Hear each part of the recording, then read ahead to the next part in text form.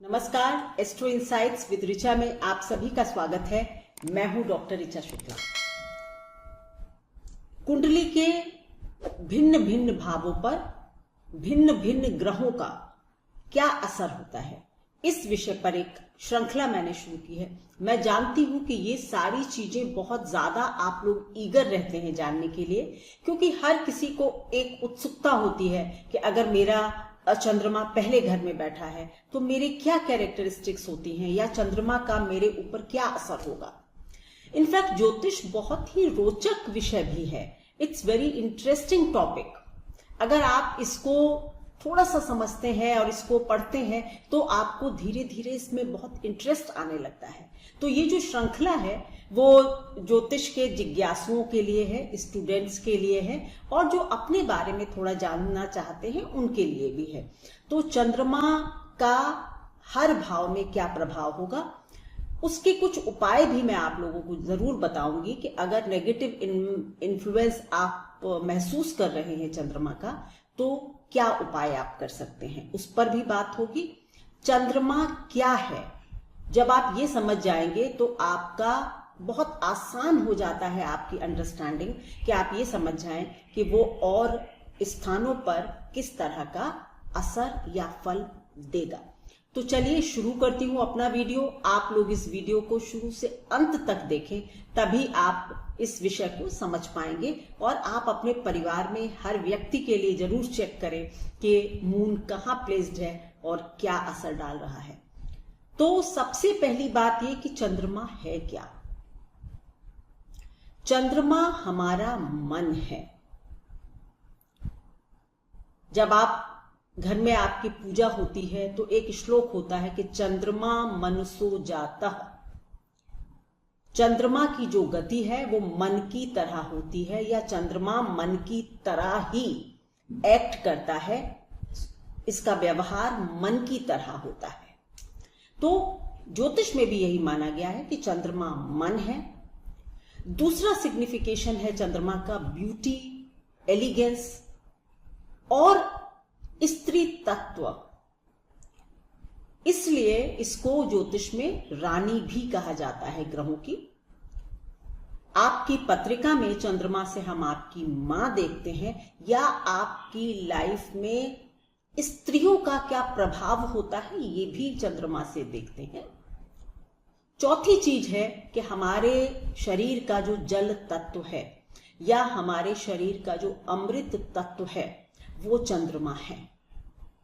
जिस तरह से जब हम पैदा होते हैं तो हम एकदम प्योर होते हैं, पवित्र होते हैं, लेकिन धीरे धीरे जैसे जैसे हमारे मन पर मैल पड़ती चली जाती है, हम टॉक्सिक होते चले जाते हैं। तो चंद्रमा प्योरिटी है, चंद्रमा हमारे अंदर का अमृत तत्व है। अब ये और बात है कि आपके कर्म उस अमृत तत्व को कितना टॉक्सिक कर देते हैं। एक एग्जाम्पल के लिए, जैसे कि दूध होता है। दूध एक प्योर ड्रिंक है, एक बहुत ही ताकतवर ड्रिंक है, या जिसको आप कहते हैं कि उसमें सब गुण हैं, पूरा भोजन है उसमें। लेकिन जब आप दूध में कॉफी मिला देते हैं तो फिर वो एक कैफीन की ड्रिंक बन जाती है।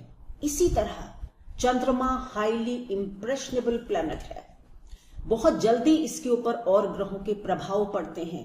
तो अगर आपकी कुंडली में चंद्रमा टॉक्सिक प्लैनेट से घिरा हुआ है, या क्रूर ग्रहों से के कंजंक्शन में है, क्रूर ग्रहों की दृष्टि में है, तो फिर वो एक आपका जो अमृत तत्व है ना लाइफ का, वो घटता चला जाता है, और आप कहीं ना कहीं टॉक्सिक, डिप्रेशन, फ्रस्ट्रेशन, कमियां ढूंढने वाले, अलूफ रहने वाले ऐसे बन जाते हैं। और अगर अमृत तत्व इंटैक्ट रहता है, पवित्र मतलब प्योर रहता है, तो फिर आप एक अच्छी मानसिक ताकत वाले व्यक्ति बनते हैं।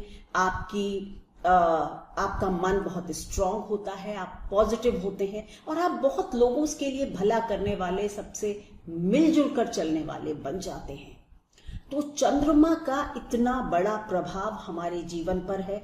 इसीलिए शायद पाराशर जी ने चंद्र कुंडली को लग्न कुंडली के बराबर का स्थान दिया था, कि जब भी हम कोई चीज देखें, किसी भी भाव को एनालाइज करें तो जन्म पत्रिका यानी कुंडली का प्रथम द्वितीय भी देखें, लेकिन चंद्रमा से उस ग्रह की स्थिति अवश्य देखें, क्योंकि चंद्रमा ही एक ग्रह है जो ये बताएगा कि इस काम में हमारा मन लगेगा या नहीं। ठीक है, धन की स्थिति है अगर चंद्रमा से खराब है तो धन उपार्जन में आपका इंटरेस्ट ही नहीं होगा, या अगर होगा तो भी कमा नहीं पाएंगे।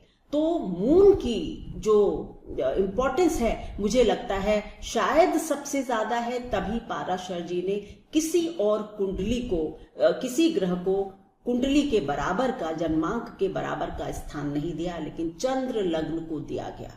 सुदर्शन पद्धति होती है जिसमें सूर्य को भी, सूर्य की कुंडली से यानी सूर्य से भी हम देखते हैं, लेकिन इन जनरल जन्म कुंडली और चंद्र कुंडली दोनों इंपॉर्टेंट होती हैं। अब ऐसा चंद्रमा जो इतनी सारी खूबियों से भरा हुआ है, वो अगर आपकी कुंडली में प्रथम भाव में बैठेगा, प्रथम भाव आपका शरीर है, पर्सनालिटी है। ये मैं अपने पहले जब सूर्य का वीडियो किया था तो मैंने समझाया था कि ये आपकी टोटल पर्सनालिटी है, आपका कैरेक्टर है, आपकी इच्छा है, डिजायर है, क्योंकि लग्न आप खुद होते हैं ना। तो जब चंद्रमा यहां पर बैठ जाता है तो ऐसे लोग काफी सेल्फ में रहने वाले होते हैं। मैं सेल्फिश तो नहीं कहूंगी, लेकिन अपने बारे में बहुत सोचते हैं और सबसे ज्यादा प्यार भी अपने आप से करते हैं। चंद्रमा मनसो जातः, चंद्रमा जहां होगा वहीं आपका मन लगेगा, या चंद्रमा की गति मन की तरह होती है। इसको दोनों तरह से लिया जा सकता है। तो अगर लग्न में चंद्रमा है तो सबसे ज्यादा मन आपका खुद में लगता है, आप अपने बारे में बहुत सोचते हैं। जहां तक फिजिकल एट्रीब्यूट्स की बात होती है, मतलब कैसे होंगे आप देखने में, तो चंद्रमा मैंने जनरली देखा है कि अगर बहुत पीड़ित या क्रूर ग्रहों से दृष्ट वगैरह ना हो तो जनरली आपकी पर्सनालिटी काफी प्लीजिंग होती है। आप क्योंकि रानी का स्वभाव रखते हैं तो आप अपने जीवन में लग्जरी और मनी और आराम की डिजायर रखते हैं। अगर चंद्रमा ताकतवर है तो आप पॉलिटिक्स में भी बहुत अच्छे जा सकते हैं या अच्छे पॉलिटिशियन बन सकते हैं। आपका जन्म भी किसी बहुत प्रभावशाली परिवार में हुआ हो, ऐसा भी हो सकता है। और बहुत बहुत बार मैंने देखा है कि जिसकी लग्न में चंद्रमा होता है वो मासेस के लिए काम करता है। आप पॉलिटिशियन हो सकते हैं, आप डॉक्टर बहुत बड़े हो सकते हैं, आप बहुत फेमस एनजीओ वगैरह चला सकते हैं। तो चंद्रमा जब लग्न में होता है तो वो आपसे बहुत काम करवाता है, मतलब आप काफी मेहनती भी होते हैं, इंडस्ट्रियस होते हैं। और आपका शरीर, अगर आपका चंद्रमा निष्कलंक है, ताकतवर है, तो आपकी पर्सनालिटी काफी चार्म लिए होती है। आपका व्यक्तित्व तो बहुत शांत, सरल, प्रेमी होता है। लेकिन अगर इस पर दृष्टियां खराब होती हैं तो फिर आप शरीर से कमजोर हो सकते हैं, बचपन में काफी बीमार रह सकते हैं। आपके स्पीच यानी वाणी, सुनना और बोलना दोनों में कुछ प्रॉब्लम हो सकती है अगर चंद्रमा लग्न में पीड़ित है तो। ये भी एक खास बात है। बट अगर चंद्रमा ताकतवर है तो फिर आपकी जो जनरल पर्सनालिटी होती है बहुत अच्छी होती है। कॉन्स्टिट्यूशन आपकी बॉडी का बहुत लचीला और बढ़िया होता है, लॉन्ग लिव्ड होते हैं। अगर स्ट्रॉन्ग चंद्रमा है, उच्च का है, एरीज में है, मेष में है या कर्क में है तो आपकी उम्र अच्छी होती है। आपको अगर कर्क में चंद्रमा है तो आपको वाटर स्पोर्ट्स से हमेशा बचना चाहिए। अगर लग्न में चंद्रमा है और कर्क में है तो आपको पानी से बहुत नहीं खेलना चाहिए, नदी में जाना, वाटर स्पोर्ट्स वगैरह से आपको बचना चाहिए। कोल्ड एंड कफ वगैरह आपको जल्दी हो सकते हैं, इसकी संभावना रहती है। आपकी अपने पत्नी या आपका जो स्पाउस होता है उसमें आपकी बहुत रुचि होती है और आप एक अपनी पत्नी को या अपने पति को ही प्रेम करते हैं, यानी बहुत चाहते हैं। एक तरह से कुछ ऑब्सेशन की लिमिट भी कई बार हो जाती है, तो ऐसे लोग अपने स्पाउस को बहुत पसंद करते हैं। आपके लिए अगर आपका चंद्रमा पहले भाव में है, तो फिर आपको सबसे पहली बात है कि आपको अपनी शादी जो है वो 24 से 27 साल के बीच में टाल देनी चाहिए। उस वक्त शादी करना आपके लिए बहुत अच्छा भाग्य की दृष्टि से नहीं होता है। आपको कुछ ना कुछ सिल्वर यानी चांदी का कोई ना कोई आभूषण हमेशा पहनना चाहिए, आपके लिए अच्छा होगा। लास्ट में मैं चंद्रमा का मंत्र बताऊंगी कि अगर चंद्रमा नेगेटिव इन्फ्लुएंस दे रहा है तो चंद्रमा के मंत्र का या दान क्या किया जा सकता है ये भी बताऊंगी। चलिए बात करती हूँ दूसरे भाव में चंद्रमा होगा तो क्या होगा। दूसरे भाव हमारा धन का भाव होता है। हाँ, पहले भाव का जो चंद्रमा होता है वो कई बार आपको काफी ट्रेवल भी करा देता है अब्रॉड, तो आप बहुत ट्रेवलिंग के उत्सुक भी होते हैं, आपके मूड स्विंग्स भी काफी होते हैं, कभी बहुत प्रसन्न कभी बहुत जल्दी मूड ऑफ हो जाना, ये भी लग्न के चंद्रमा की एक खास बात होती है। और अब बात होगी दूसरे भाव की। सेकंड हाउस जो है वो हमारा किसका स्थान होता है? धन का।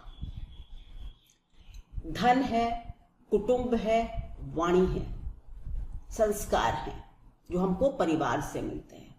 जब यहां पर चंद्रमा होता है तो सबसे पहली बात कि आप अपने घर, कुटुंब, परिवार से काफी प्रेम करते हैं। आपका मन बसता है आपके परिवार में और आपका मन बसता है धन में, वेल्थ में। आप परिवार के धन से भी लाभ उठा सकते हैं। मतलब हो सकता है आप परिवार के बिजनेस को ज्वाइन कर लें, या आपकी फैमिली एक बिजनेस की वेल्दी फैमिली है, उससे आपको धन से काफी लाभ हो जाए, ये भी हो सकता है। पर आपका धन में इंटरेस्ट बहुत होता है और आप बराबर ये कोशिश करते रहते हैं कि किस तरह से ज्यादा वेल्थ को इकट्ठा किया जाए, कमाया जाए। ये और बात है कि चंद्रमा जब द्वितीय भाव में होता है तो धन की स्थिति कभी भी स्थिर नहीं होती। जिस तरह से चंद्रमा बढ़ता घटता रहता है उसी तरह से आपकी आर्थिक स्थिति भी बढ़ती घटती रहती है। लेकिन आपका प्रयास हमेशा होता है कि किस तरह से मैं ज्यादा से ज्यादा अपने फाइनेंसेस के लिए स्टेबिलिटी पालूं। यही आपकी एक खोज और लड़ाई रहती है। आप अपने परिवार के लिए काफी प्रेमी होते हैं, उनके लिए बहुत रिस्पॉन्सिबिलिटी फील करते हैं, केयर करते हैं।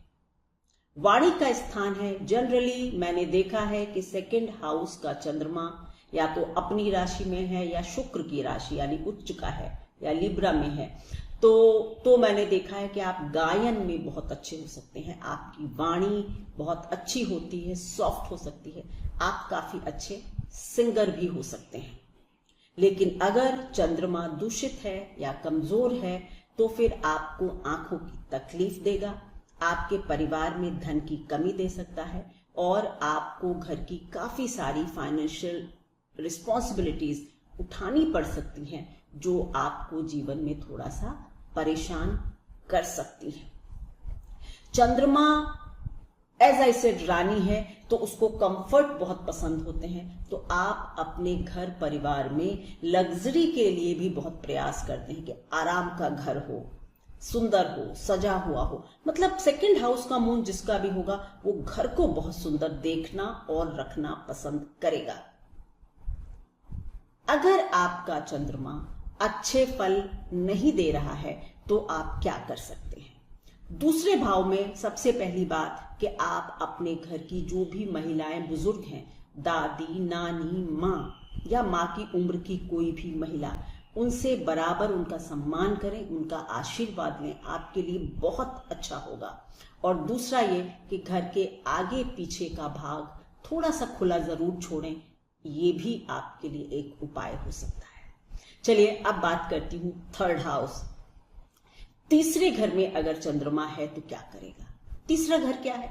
छोटे भाई बहन है, हमारा पुरुषार्थ है, हमारा एक्सप्रेशन है, हमारा फ्रेंड सर्किल भी है, हमारी नेबरहुड है, पड़ोसी हैं, हमारा हॉबीज हैं, एक्स्ट्रा करिकुलर एक्टिविटीज हैं, ट्रेवल हैं, बहुत सारी चीजें थर्ड हाउस से देखते हैं। तो अगर चंद्रमा अपनी राशि में, उच्च का या मित्र राशि, एरीज में भी चंद्रमा बहुत अच्छा असर देता है, तो अगर ऐसा है तो फिर आप मीडिया जगत से बहुत लाभ उठा सकते हैं। आप बहुत अच्छे एंकर हो सकते हैं, आपकी भाषा पर जबरदस्त कमांड होगा, आप जो भी बोलेंगे वो इतना विटी होगा, मतलब इतना इंटेलिजेंट आप बात करेंगे और इतनी क्विकली करेंगे, इतनी सॉफ्टली करेंगे कि लोग इंप्रेस हुए बिना नहीं रहेंगे। मीडिया कर्मियों के लिए तीसरे घर का चंद्रमा बहुत अच्छा होता है, या ये कहें कि अगर चंद्रमा तीसरे घर में है और ताकतवर है, पॉजिटिव है, तो फिर आप मीडिया में बहुत बड़ा नाम कमा सकते हैं। आपके दोस्त जो हैं आपके आसपास, वो भी या तो मीडिया जगत के आपके दोस्त हो सकते हैं। आप एडवर्टीजमेंट्स, ट्रेवल इंडस्ट्री, इस सब में भी आप अपने करियर को तलाश सकते हैं, क्योंकि आपका मन इस तरह के कामों में, सेल्स, मार्केटिंग, ये चीजों में भी आप दक्ष होते हैं, यानी कि बहुत अच्छे होते हैं। इन जनरल भी चंद्रमा जिसका अच्छा होगा उसकी बोलचाल जो है वो अच्छी होती है। लेकिन अगर चंद्रमा पीड़ित है या क्रूर ग्रहों के साथ है, शनि, राहु, इन सब के साथ है, या दृष्ट है, तो फिर एक प्रॉब्लम हो जाती है कि आप क्या भाषा पर कोई नियंत्रण नहीं होता। कई बार आप बहुत इररेलेवेंट बातें करते हैं और आपका लोगों पर प्रभाव भी थोड़ा सा नेगेटिव पड़ता है। पर अच्छा चंद्रमा तीसरे घर में काफी आपको पॉपुलर बना सकता है, आपको क्विक पॉपुलैरिटी दे सकता है। ये तीसरे घर के, हाँ, आपके जो छोटे भाई बहन हैं वो काफी अच्छे, यानी कि उच्च पदासीन हो सकते हैं। आपका अपने छोटे भाई बहनों से रिलेशनशिप भी अच्छा रहता है, मतलब it's quite like you are fond of your younger siblings. आप अपने छोटे भाई बहनों को बहुत पसंद करते हैं, उनका बहुत ख्याल करते हैं, केयर करते हैं। आपकी एक्स्ट्रा करिकुलर, आपके पास कोई ना कोई हॉबी जरूर होगी। आप लिखना पढ़ना कर सकते हैं, आप एडवर्टीजमेंट वगैरह में अपना हाथ आजमा सकते हैं, क्रिएटिव होते हैं। तो तीसरे भाव का चंद्रमा भी मेरे हिसाब से ठीक है। लेकिन कई बार क्योंकि चौथे घर से 12वां घर हो जाता है, तो आपके माँ से संबंध कई बार या तो दूर हो जाते हैं, या आप दूर रहने लगते हैं माँ से, या फिर माँ की सेहत या माँ के संबंध आपसे बहुत अच्छे नहीं हो सकते हैं। अब तीसरे घर के चंद्रमा का उपाय क्या हो सकता है? सबसे पहली बात कि आप अपने घर में मेहमानों का स्वागत बहुत उत्साहपूर्वक और प्रेम से करें। मतलब मेहमान के आने पर आप मुंह ना बनाएं। चंद्रमा बहुत गलत असर देता है जब आप ऐसे करते हैं। तो ये छोटी छोटी बातें होती हैं, बट अगर आप अप्लाई करते हैं अपनी लाइफ में तो चेंजेस आते हैं। तो अपने गेस्ट को अच्छे से ट्रीट करें। और दूसरा ये कि गॉडेस दुर्गा की आराधना आपके लिए बहुत अच्छी हो सकती है, आपके चंद्रमा को बहुत बल मिल सकता है। चौथे घर का चंद्रमा, चौथा घर उसका अपना घर है, क्योंकि फिक्स्ड ज़ोडियाक में 1 to 12 यानी Aries to Pisces, Cancer is moon का ही स्थान है। Cancer is allocated to moon only. तो चौथा घर नंबर कोई भी पड़ा हो, बट चतुर्थ भाव का चंद्रमा जनरली अच्छा माना जाता है, क्योंकि यहां पर चंद्रमा कंफर्टेबल है। अब अगर शनि की राशि में चंद्रमा चौथे भाव में पड़ जाएगा तो ये बात है कि आपको अपने घर से दूर रहने में लाभ होगा, क्योंकि चंद्रमा वहां पर बहुत अच्छा फील नहीं कर रहा है, बिकॉज वो शत्रु की राशि में बैठा हुआ है। वैसे चंद्रमा का कोई भी शत्रु नहीं है, ज्योतिष में ये भी कहा जाता है। लेकिन शनि वगैरह की जो राशियां हैं वो चंद्रमा के लिए बहुत कंफर्टेबल राशियां नहीं है। तो अगर आप अपने घर से दूर चले जाते हैं तो आपका भाग्य थोड़ा बेटर हो जाता है। पहली बात तो ये। दूसरा, चौथा घर हमारा सुख आराम है, हमारी पीस है, हमारी हार्मनी है, हमारी माता जी हैं, हमारे एसेट्स हैं, संपत्ति है। तो और हमारा एक तरह से आप ये कहिए कि सिंहासन भी होता है, मतलब स्टेटस भी होता है। तो चंद्रमा चौथे घर का धीरे धीरे स्टेटस में वृद्धि करता है। स्टेटस ऊपर नीचे होते होते लेकिन अल्टीमेटली पूर्ण चंद्र की तरह आपका स्टेटस सोसाइटी में अच्छा कर देता है, नंबर 1। दूसरी बात कि चंद्रमा का चौथे घर में होना, आप माँ के सेवक होते हैं, या मैं कहूंगी आपको माँ का सेवक होना भी चाहिए। भले ही आप किसी कारण से दूर रह रहे हो, लेकिन माँ को अप्रसन्न नहीं करना चाहिए आपको। चौथे घर का चंद्रमा लाल किताब में कहा गया है कि ऐसे लोग माँ के तारनहार होते हैं।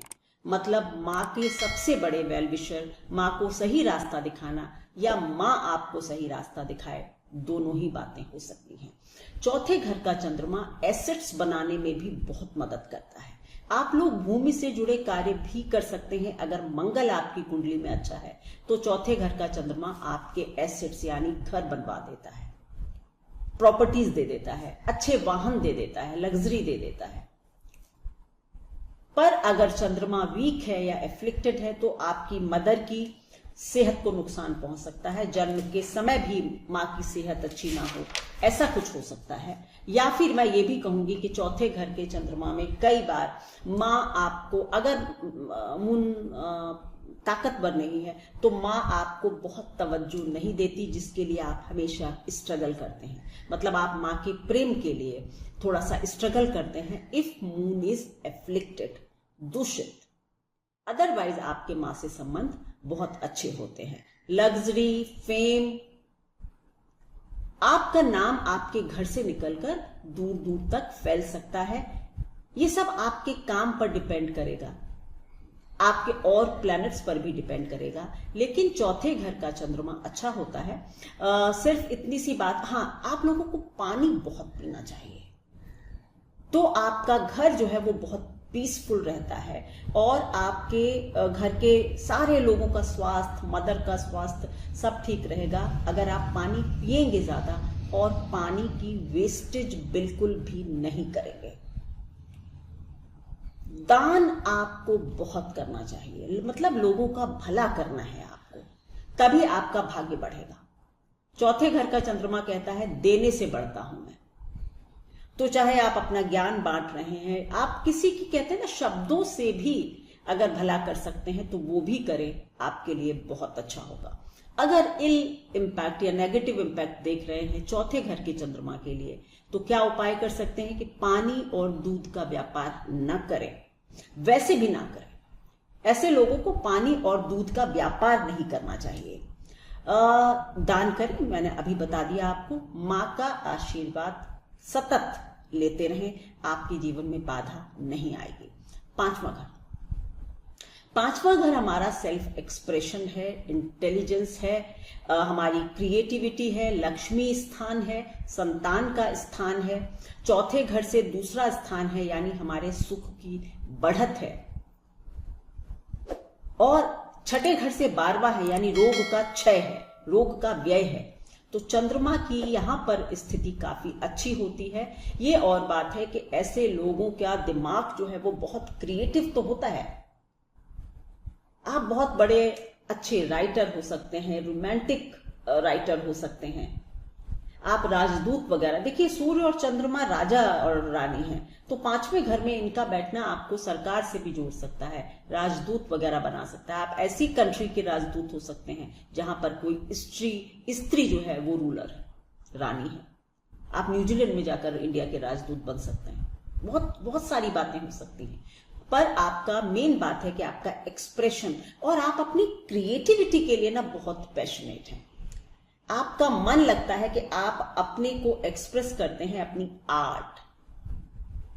ऐसे लोग बहुत अच्छे साइकोलॉजिस्ट भी बन सकते हैं। मन की बात पढ़ना आपकी बाएं हाथ का खेल होता है। Good intuition if moon is in 5th house without affliction, बहुत अच्छा इंट्यूशन आपके पास हो सकता है। संतान, क्योंकि संतान का तो मेन स्थान है और चंद्रमा वहां पर है, तो आपका मन सबसे ज्यादा कहां लगता है? अपने बच्चों में। आप कुछ जरूरत से ज्यादा पैशनेट पेरेंट बनते हैं और अपने बच्चों के लिए मतलब हमेशा अच्छा और उनके सदैव सुधार होता रहे, कांस्टेंट उनका एक ध्यान रखते हैं। कई बार थोड़े से नैगिंग पेरेंट भी हो जाते हैं, क्योंकि बच्चे हो सकता है कि आपका इतना दखल पसंद ना करें। तो आपका पूरा फोकस आपके बच्चे, आपकी क्रिएटिविटी, आपकी इंटेलिजेंस बन जाती है, और आप ऐसे लोग भी माँ के सुख आराम के लिए काफी ध्यान देते हैं। चौथे घर से दूसरा स्थान है, आपको अपनी माँ का सुख का पूरा ख्याल रहता है। आपके एसेट्स, लग्जरीज धीरे धीरे करके बढ़ जाते हैं। अगर उच्च का चंद्रमा है तो क्या बात है, आप बहुत बढ़िया राइटर वगैरह बन सकते हैं, स्क्रीन प्ले लिख सकते हैं, फिल्मों के डायरेक्टर हो सकते हैं, बहुत सारी बातें कर सकते हैं। 5वें घर में अगर चंद्रमा नेगेटिव है, कमजोर है, तो आप डिप्रेशन के शिकार हो सकते हैं। आपका थॉट प्रोसेस काफी नेगेटिव होगा, फॉल्ट फाइंडिंग होगा, आप किसी में अच्छाई नहीं देखेंगे, आपकी क्रिएटिविटी जो है वो भी काफी, मतलब कहते हैं ना, नेगेटिवली क्रिएटिव होंगे, गॉसिप कर देना, किसी का बुराई करना, इस तरह से हो सकता है। 5वें घर का चंद्रमा अगर है तो आप पब्लिक का, जनता का भला करें, ये उपाय बहुत बड़ा है। दूसरा, आपको लालच से बचना चाहिए। ग्रीड लीड्स टू ग्रीफ, लालच जो है वो दुख का कारण बन जाएगा, आपको बचना चाहिए। 6th हाउस क्या है? 6th हाउस है रोग, ऋण, रिपु। ठीक है, अब चंद्रमा जब ऐसे स्थान में बैठ जाए जो मन का मालिक है, तो आपका मन ही ऐसी चीजों में लगता है, ऐसा भी कहा जा सकता है। मतलब आप चाहते तो हैं कि आपकी लाइफ हैसल फ्री हो, उसमें कोई भी ना उतार चढ़ाव ना हो, कोई दिक्कत ना हो, लेकिन कहीं ना कहीं आप डिफिकल्टीज को या परेशानियों को अपने व्यवहार से या अपनी वाणी से खुद आमंत्रित करते हैं। अगर कहीं शनि या राहु का साथ है तब तो फिर थोड़ा सा और चंद्रमा को नेगेटिविटी मिल जाती है। आप अगर अच्छा चंद्रमा है 6ठे घर का तो आप अपने काम में आगे बढ़ेंगे, वर्क प्लेस पर आपकी उन्नति होगी धीरे धीरे करके। आपका जो अपने साथ काम करने वाले हैं उनके साथ कम्युनिकेशन, बातचीत बहुत अच्छी होगी। आपका ऑफिस का एटमॉस्फेयर बहुत अच्छा होगा। आपको किसी भी लिटिगेशन वगैरह में अगर स्ट्रॉन्ग चंद्रमा है तो अगर फंस जाते हैं तो जल्दी से उससे निकल सकते हैं। लेकिन आपको, अगर आपने ऋण भी लिया है तो भी अगर अच्छा चंद्रमा है तो वो आपको ऋण से जल्दी से मुक्त करा देगा। लेकिन अगर एफ्लिक्टेड मून है, खराब है, तो फिर इन चीजों में नेगेटिव इन्फ्लुएंस आप देखेंगे चंद्रमा का। रोग के लिए भी मैं कहूंगी कि आप बचपन में भी आप थोड़े से रोगी रहे होंगे, क्योंकि 6ठे, 8वें, 12वें का चंद्रमा बचपन में, बाल्यावस्था में थोड़े रोग देता है। कफ, कोल्ड, चेस्ट का जो एरिया है, इसके लिए आपको हमेशा ही थोड़ा सा सावधान रहना चाहिए। ऐसे लोगों को मैंने टीबी वगैरह के रोग होते या अस्थमा वगैरह का भी देखा है। तो आपको भी थोड़ा सा अपनी सेहत का ख्याल रखना चाहिए। जहां तक हो सके आपको नेगेटिव थॉट्स से बचना है, क्योंकि आप अगर उन थॉट्स को मैनिफेस्ट कर देता है ना चंद्रमा, तो फिर आप परेशानियों में घिर जाएंगे। बट अगर पॉजिटिव चंद्रमा है तो फिर आप अपने काम के लिए बहुत पैशनेट होंगे, आप एक अच्छे वर्कर होंगे, डिसिप्लिन्ड होंगे, आपका अपने व्यवसाय में, काम में बहुत मन लगता होगा। वर्क प्लेस आपके लिए जैसे हेवन होगा, यानी बहुत इंजॉय करेंगे आप अपने वर्क प्लेस या वर्क को। तो इस तरह के इफेक्ट चंद्रमा देता है। 6ठे घर के चंद्रमा अगर है तो आपको रात में दूध नहीं पीना चाहिए। मिल्क प्रोडक्ट्स का कंज्यूम करना रात में अवॉइड करें। पानी का डोनेशन या आपका दूध का भी डोनेशन, यानी आप लोगों को पानी वगैरह पिला सकते हैं या पानी का दान कर सकते हैं। दान का मतलब यही होता है कि कोई प्यासा है तो उसको पानी आप अवश्य पिला दें।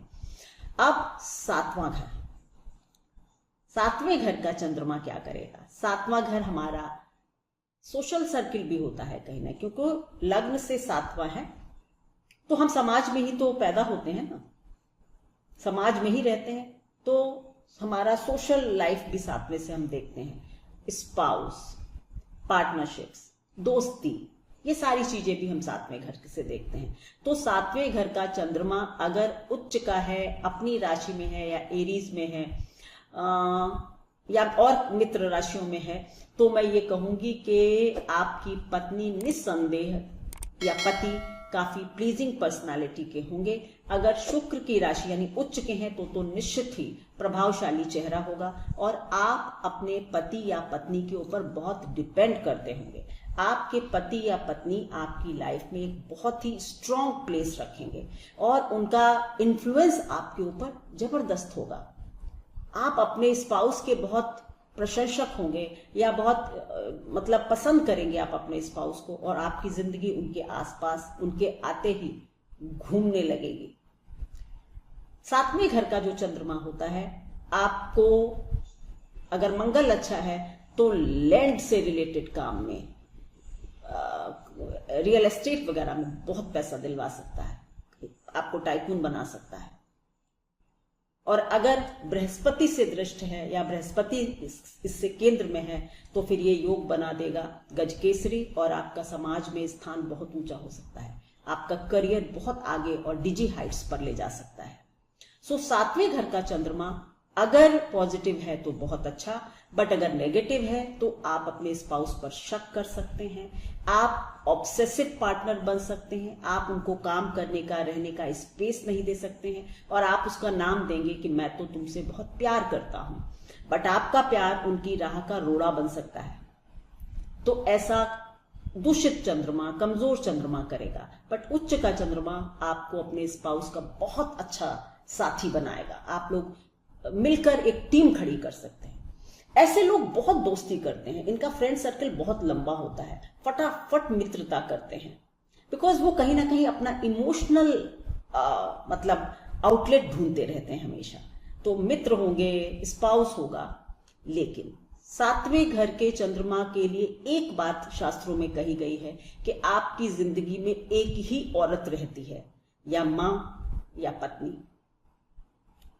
जब तक आपकी शादी नहीं होती है तब तक आप माँ के शायद बहुत बड़े प्रशंसक होते हैं, और जब पत्नी आ जाती है तो आप माँ से थोड़े से विमुख हो सकते हैं। या तो ये होता है, या शादी के बाद आप अपने घर से दूर रहने लगते हैं, ये भी हो सकता है। या ये भी हो सकता है कई बार चंद्रमा अगर ताकतवर नहीं है तो आपके विवाह से पहले आपकी माँ की मृत्यु हो जाती है। ये आप लंदन के जो प्रिंस है, डायना के बेटे, उनके हॉरोस्कोप में ये है, मैंने देखा है। तो डायना की मृत्यु काफी पहले हुई थी।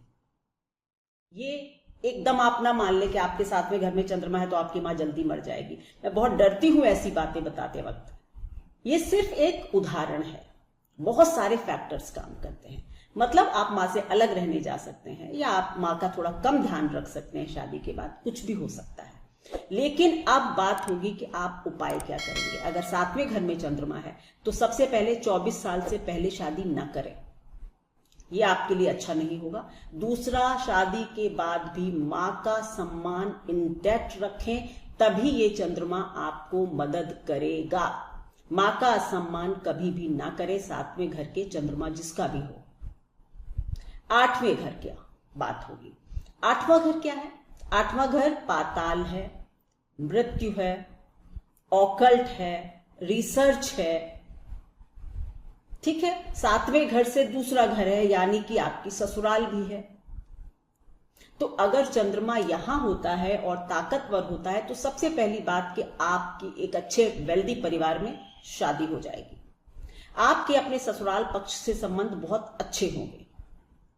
दूसरा, अगर चंद्रमा शुक्ल पक्ष का है और रात में आपका जन्म है, या चंद्रमा कृष्ण पक्ष का है और आपका दिन में जन्म है, तो फिर 8वें घर का चंद्रमा आपका बहुत बड़ा बचत करने वाला हो जाता है, यानी आपकी आयु को संभालने वाला ग्रह बन जाता है। तो 8वें घर के चंद्रमा को देखकर एकदम परेशान ना हो। कहते हैं देवी की कृपा आपके ऊपर आ जाती है। अगर शुक्ल पक्ष में जन्म है और रात का, कृष्ण का है और दिन में, और अष्टम चंद्रमा है, तो देवी की कृपा होती है आपके ऊपर। आप बहुत अच्छे जासूस बन सकते हैं, क्योंकि आपका मन कहाँ है? अंदर घुसकर बातें निकालना, गॉसिप करना। कई बार आप लोग, अगर पीड़ित चंद्रमा है तो ऐसे लोग क्या करते हैं, दूसरों के सीक्रेट्स जान लेते हैं और फिर उनको पब्लिक कर देते हैं। ये बहुत बुरी बात होती है। पर अगर अच्छा चंद्रमा है तो आपके सीक्रेट्स जान सकते हैं, लेकिन आपके सीक्रेट वो अपने तक रख लेंगे। सो आप बहुत अच्छे जासूस वगैरह भी बन सकते हैं, रिसर्चर बन सकते हैं। ऐसे लोगों को मैंने बहुत अच्छा एस्ट्रोलॉजर बनते भी देखा है। आपके पास भी आपके परिवार का जो सपोर्ट है या जो भी है वो बना रहेगा, परिवार की वेल्थ भी आपको मिल सकती है। 8वें घर के चंद्रमा के लिए जो उपाय है वो ये कि इलीगल एक्टिविटीज से बचे प्लीज। जैसा मैंने कहा ना, किसी की कोई बात निकाल ली, उसको यूज कर लिया, किसी की बात रिकॉर्ड कर ली, उसको किसी और तरह से यूज कर लिया। Do not do all these things. Illegal काम से आप बचें। दूसरा यह कि घर के बड़ों का सम्मान करें। फोर फादर्स हो सकते हैं, दादा बाबा हो सकते हैं, उनका सम्मान करें, आशीर्वाद लें। ये चंद्रमा आपको बहुत ब्लेस करेगा। इलीगल एक्टिविटीज बिल्कुल नहीं। नाइन्थ हाउस धर्म का स्थान है, बेसिकली गुरु का स्थान है, बृहस्पति का स्थान है। धनु राशि जो है बृहस्पति की है, तो अगर 9th हाउस को हम देखें तो बृहस्पति के घर में एक तरह से चंद्रमा हो जाता है। तो सबसे पहले ये कि आपके जीवन में एक ना एक मेंटोर जरूर होगा या होना चाहिए। आपके अपने गुरुओं से आप बहुत शिक्षा ले सकते हैं, सीख सकते हैं, और आपके जीवन को आगे बढ़ाने में किसी भी पुरुष, किसी भी मेंटोर का बहुत बड़ा हाथ हो सकता है, और वो मेंटोर महिला भी हो सकती है, आपकी मां भी हो सकती है, या किसी देवी की कृपा भी आपके ऊपर हो सकती है। आपका दिमाग जो है वो स्पिरिचुअल चीजों में काफी लग सकता है। आप दानी होंगे, अपने धर्म के विषय में काफी रुचि रखते होंगे, क्योंकि आपको अपने धर्म को जानना, और हो सकता है और भी धर्मों को जानना आपकी रुचि हो।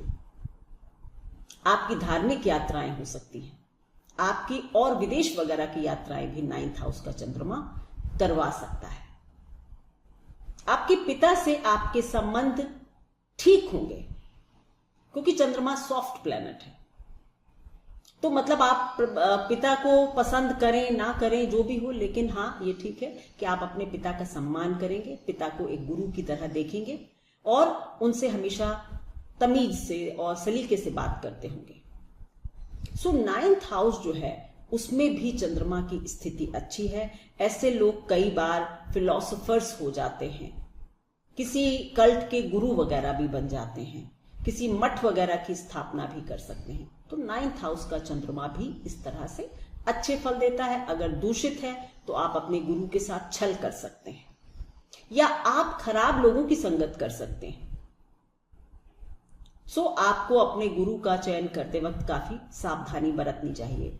आपके लिए जो उपाय है वो क्या है कि धार्मिक स्थलों की यात्रा करते रहें, मंदिर वगैरह थोड़ा जाते रहें। आप जो भी आपका धर्म है वो धार्मिक स्थल आप जाए, आपके लिए अच्छा होगा। और आपके लिए अपने फोर फादर्स का, मतलब जिनको हम पितर कहते हैं, उनका सम्मान बहुत जरूरी है। आप अपने घर श्राद्ध कर्म वगैरह करें, अच्छा होगा। शिव की आराधना आपके लिए बहुत अच्छी साबित हो सकती है। 10वां घर, 10th हाउस हमारा वर्क है, 10th हाउस हमारा सोशल प्रोजेक्शन है, स्टेटस है, पिता का स्टेटस भी है, और पिता की बढ़त कितनी होगी ये भी 10वें घर से हम देख सकते हैं, क्योंकि 9th हाउस फादर है, 9th से दूसरा पिता की बढ़त है। सो 10वें घर से पिता का स्टेटस भी देखा जाता है। तो इफ मून इज एग्जाल्टेड, आपके फादर एक उच्च पदासीन अधिकारी हो सकते हैं, अच्छे बिजनेसमैन हो सकते हैं, आपके लिए काफी लग्जरी आपके पिता ने इकट्ठी कर दी हो, ऐसा हो सकता है। लेकिन 10वें घर का चंद्रमा आपको बहुत मेहनती बनाता है, और आप अपने काम में परफेक्शन ढूंढते हैं। मतलब मन कहाँ लगता है काम में, वर्कहोलिक हो सकते हैं। लेकिन सबसे ज्यादा जो बात रहती है कि आपके लाइफ में कई फ्रीक्वेंट चेंजेस होते हैं आपके काम के, मतलब 2, 3, 4 काम बदल जाएं, ये तो मामूली बात है अगर चंद्रमा 10वें घर में है। और मैंने देखा है 3 से 4 काम बदलने के बाद ही सक्सेस आपके पास आती है। तो चंद्रमा क्योंकि वेनिंग वैक्सिंग बढ़ता घटता रहता है, इसी तरह आपका काम भी थोड़ा सा बढ़ता घटता रहता है। आपके पिता का स्टेटस भी इसी तरह हो सकता है, लेकिन आपके पिता पॉपुलर होते हैं, इंडस्ट्रियस होते हैं, आपके पिता भी काफी अच्छा स्टेटस आपके लिए ऑलरेडी बना देते हैं। अच्छे परिवार में जन्म, यानी एक ठीक अच्छी फैमिली में जन्म भी आपका हो सकता है, अगर और प्लैनेट्स भी सहयोग कर रहे हैं तो। 10वें घर के चंद्रमा अगर आपका है तो एक बात ध्यान रखिए कि आपको हमेशा ही अपने काम को सही तरीके से और सरकारी नियमों के अंतर्गत करना चाहिए, नहीं तो आपको नुकसान हो सकता है। अदरवाइज आपको सरकारी कामों से काफी फायदा हो सकता है। तो आपके लिए भी यही है कि इलीगल काम, यानी सरकार के जो जो कानून है उनका पालन करते हुए आप करें, आपके लिए अच्छा होगा। आप दवा का दान कर सकते हैं, मतलब मेडिसिन वगैरह नीडी कोई है उसको कभी दे दी, या फ्री में दवा किसी को दिलवा दी, आपके लिए अच्छा हो सकता है। मंदिरों के दर्शन आपके लिए भी अच्छे, मतलब 9th 10th का चंद्रमा आपको थोड़ा पिलग्रिमेज वगैरह, गंगा स्नान और इस तरह की पवित्र यात्राएं वगैरह करवा देता है। 11वां घर एक ऐसा घर है जिसमें हर ग्रह अच्छा फल देता है, कोई बुरा नहीं देता, तो चंद्रमा भी अच्छा ही करता है। 11वां घर हमारी विशेष हैं, हमारी डिजायर है, हमारे अचीवमेंट्स हैं, अवार्ड्स हैं, हमारा किस ग्रुप में हम मूव करते हैं वो है, सोशल कॉन्टैक्ट्स हैं, प्रोफेशनल नेटवर्क है। मतलब एक घर कितनी चीजें दिखा सकता है। आय है, रेगुलर सोर्स ऑफ इनकम भी 11th हाउस है। तो जब यहां पर चंद्रमा है तो सबसे पहले आप किसी क्रिएटिव काम से पैसे कमा सकते हैं, नंबर 1। नंबर 2, आपकी सोशल नेटवर्किंग या प्रोफेशनल नेटवर्किंग जबरदस्त होगी। ये सब तब जब चंद्रमा अच्छी स्थिति में है, उच्च का, अपने घर में, शुभ ग्रहों से दृष्ट है ना, तब आपकी नेटवर्किंग बहुत अच्छी होगी और आप अपने प्रोफेशनल नेटवर्क से बहुत फायदा उठा सकते हैं। मतलब एक बड़ा नेटवर्किंग स्किल आपके पास होती है। ऐसे लोग मैंने देखा है कि ग्रुप्स के साथ, टीम के साथ बहुत अच्छा काम कर सकते हैं, बिकॉज इनका मन लगता है टीम बनाने में, टीम खड़ी करने में, और उसके बाद फिर चीजों को पाना, अचीव करना। सोशल प्रोजेक्शन बहुत अच्छा कर सकते हैं। इवेंट मैनेजमेंट वगैरह के काम आप लोग बहुत अच्छे कर सकते हैं, क्योंकि उसमें टीम चाहिए होती है और फिर एक इवेंट को आप लार्ज स्केल पर दिखाते हैं। सो 11th हाउस का चंद्रमा जनरली अच्छे फल देता है। अगर दूषित है, वीक है, तब यही होगा कि या तो फिर आपके जो सर्किल होगा, जो नेटवर्किंग स्किल्स हैं वो पुअर होंगी, आप अपने साथ काम करने वालों के साथ अच्छा व्यवहार नहीं कर रहे होंगे, वो लोग आपके लिए सपोर्टिव नहीं होंगे, आपकी डिजायर्स तो बहुत होंगी लेकिन उनको फुलफिल करने के लिए आप उतने एफर्ट नहीं कर रहे होंगे, क्योंकि मन है ना, फिर मन ही नहीं लग रहा होगा। तो ऐसा कुछ 11वें घर का चंद्रमा कर सकता है। अगर 11वें घर का चंद्रमा है तो आप दूध का थोड़ा सा दान कर सकते हैं। शिवलिंग पर दूध चढ़ाना भी आपके लिए एक बहुत अच्छा ऑप्शन हो सकता है। शिवलिंग पर या फिर भैरव के स्थान पर, भैरव बाबा के मंदिर में भी दूध का दान, दूध का को चढ़ा सकते हैं आप। ये आपके लिए काफी अच्छा साबित हो सकता है। 12वां घर, 12वां घर जो है वो हमारा व्यय है। मतलब अगर एक स्थान हमारा शरीर है तो उसका 12वां घर शरीर का व्यय है। मतलब एफर्ट करना, मेहनत कर पाते हैं या नहीं, ऑकल्ट भी है, आश्रम है, सन्यास है, आइसोलेशन है, जेल है, कुछ भी हो सकता है, हॉस्पिटल्स हैं, स्पिरिचुअलिटी भी है, आत्मा के निर्गमन का मार्ग है। तो 12वें घर का चंद्रमा अगर ठीक ठाक स्थिति में है तो मैंने देखा है कि बहुत सारे फिलोसोफर्स, हीलर्स, सन्यासी, बड़े डॉक्टर्स, बड़े संत में भी, शंकराचार्य, मुझे नहीं पता कि शंकराचार्य का जन्म उसमें हुआ है, ये मैं एग्जाम्पल दे रही हूं कि जो मठ वगैरह स्थापित कर देते हैं, क्योंकि आपका मन ऐसे कामों में रमता है। कई बार आपको अपना एक स्पेस चाहिए होता है अपनी एनर्जीज को चार्ज करने के लिए। अगर आपका मन एक बार किसी चीज से हट गया या दुखी हो गया तो दोबारा उससे जुड़ना आपके लिए मुश्किल होता है। आप पुरानी चीजों को बार बार सोचते हैं। आप दूसरे के दुख को देखकर द्रवित तो हो सकते हैं, लेकिन जल्दी से उसकी मदद के लिए आगे नहीं आते, या ये कह लें कि सोच ही नहीं पाते। कई बार आपको समाज में मिसअंडरस्टूड किया जाता है क्योंकि आप अपने एक्सप्रेशंस में वीक होते, या तो आप जैसे हैं वैसे दिखा नहीं पा रहे हैं, या फिर ऐसा हो रहा है कि आप कुछ ऐसा व्यवहार कर रहे हैं जो लोगों को आपके बारे में काफी नेगेटिव राय को फॉर्म करने दे रहा है और आप उसको क्लैरिफाई भी नहीं कर रहे। तो 12वें घर का चंद्रमा या तो आपको हीलर, फिलोसोफर, सेंट बना सकता है या फिर आपको डिप्रेस्ड, आइसोलेटेड, अगर कमजोर है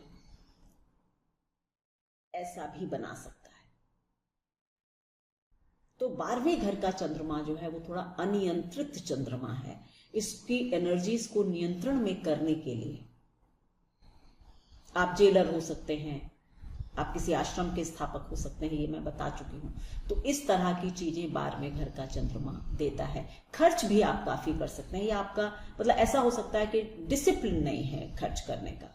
अगर वीक है चंद्रमा तो अच्छा है, तो आप पैसे को बड़ा बचा के रखना जानते होंगे। 12वें घर के चंद्रमा के लिए क्या उपाय कर सकते हैं कि एक तो सबसे बड़ी बात कि आपको विद्या का दान फ्री में नहीं करना चाहिए। यानी अगर आप किसी को पढ़ा रहे हैं, कोई कोचिंग दे रहे हैं, कोई दान कर रहे हैं, मतलब कुछ सिखा रहे हैं, तो उसका भले कुछ ले, थोड़ा सा पैसा जरूर ले, आपके लिए अच्छा होगा। दूसरा, साधु संत की सेवा और इनके चक्करों से आपको बचना चाहिए। मतलब आपको बहुत ज्यादा साधु संतों का साथ नहीं करना चाहिए, आपको भगवान की स्तुति करनी चाहिए, यानी ईश्वर का साथ करिए। ये जो दुनिया के सेल्फ मेड गॉड मैन है, इनके साथ आपको नहीं जुड़ना चाहिए, आपके लिए अच्छा नहीं होगा। चंद्रमा का जो मंत्र होता है वो है ओम श्राम श्रीम श्रौम सह चंद्रमसे नमः। अगर आप इसका जाप करते हैं, सोमवार को कर लें या रोज कर लें, 108 बार करें, या फिर आपको जितना मन होता है 1, 3, 5, 7, 9 कितनी बार भी आप कर सकते हैं, आपके चंद्रमा को बल मिलता है और आपका मन स्थिर होता है। तो ऐसा आप कर सकते हैं। चंद्रमा के दान भी होते हैं, लेकिन दान मैं सोच रही हूं कि नहीं बताऊंगी, क्योंकि जब दान हमेशा जन्म पत्रिका का पूरा विश्लेषण करके ही होता है। ये जो मैंने यहां बताए हैं आपको, ये बहुत ही रिसर्च के बाद है, ये आप कर सकते हैं। लेकिन अदरवाइज जो चंद्रमा की वस्तुएं होती हैं उनका दान मैं नहीं बताऊंगी, क्योंकि वो विश्लेषण के बाद ही बताया जा सकता है। तो ये थी मेरी एनालिसिस, मेरा विश्लेषण चंद्रमा का विभिन्न भावों पर होना, उसके फल और उपाय। आशा है मेरा वीडियो आप लोगों को कुछ मदद करेगा और आपकी ज्योतिष की जिज्ञासा को थोड़ा सा शांत करेगा। आप लोग मेरे चैनल को प्लीज लाइक करें, शेयर करें, ज्यादा से ज्यादा सब्सक्राइब करें और शेयर जरूर करें, मुझे बहुत मदद मिलेगी। Thank you so much.